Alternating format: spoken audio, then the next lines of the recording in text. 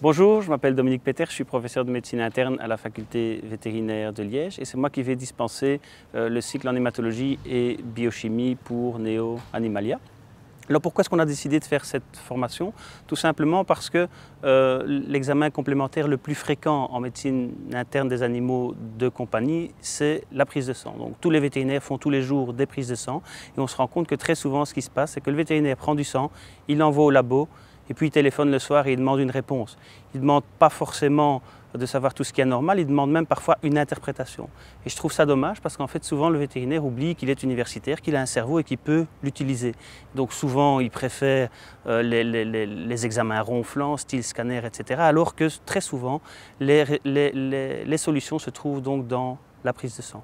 Donc l'objectif principal donc, de ces formations, c'est justement que le vétérinaire soit autonome pour l'interprétation des résultats sanguins les plus couramment demandés en hématologie et en biochimie, à savoir l'urée, créate, les enzymes hépatiques, etc.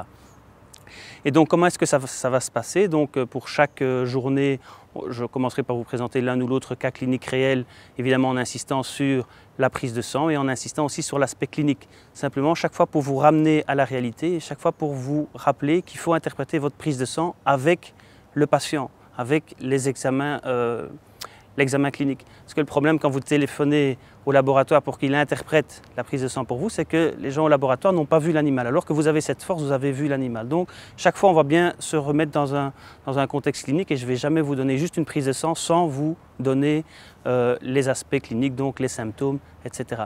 Donc on commencera toujours comme ça, on fera un petit peu de théorie et puis on fera des exercices. Donc je vous donnerai des prises de sang, on en discutera et quelque part on ira là où vous voulez aller. En fonction des questions que vous poserez, on ira plus loin dans certains aspects et moins loin dans d'autres.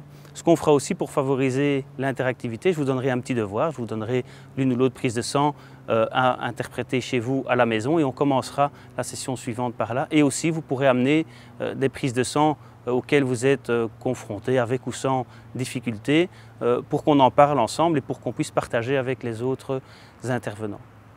Voilà, j'espère que ça vous plaira. Je suis convaincu que c'est très utile et que ça améliorera votre pratique au quotidien.